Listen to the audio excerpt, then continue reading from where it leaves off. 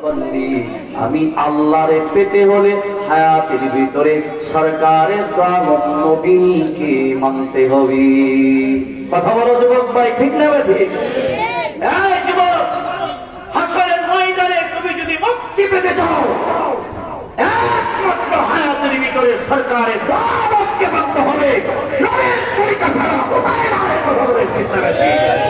আল্লাহ নবীর তরিকা, আল্লাহ নবীর সুন্নাতকে অবশ্যই মানতে হবে, বাস্তবে আমল করতে হবে।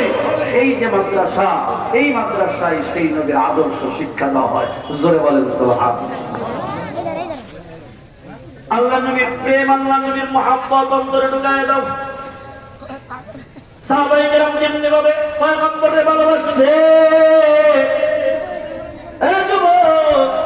তোমার মতো আমার মতো কত নওজোয়ান যুবক আল্লাহ নবীর জন্য নিজের জীবন কুরবানি করছে, নিজের ঘর ছাড়ছে, বাড়ি ছাড়ছে, টিভি ছাড়ছে, সন্তান ছাড়ছে, মা বাবা সব ছাড়ছে।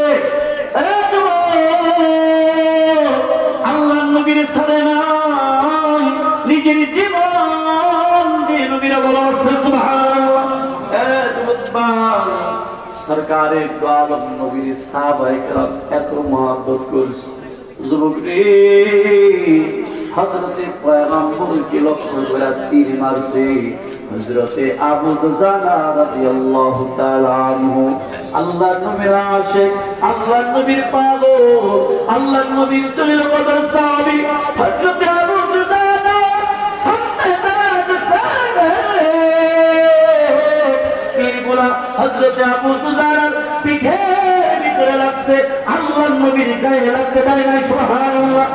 নিজের জীবন দিয়ে নিজের জীবনটাকে ঢাল বানিয়েছে, আল্লাহর নবীর ভালোবাসছে, পয়গম্বরকে মুহাব্বত করছে।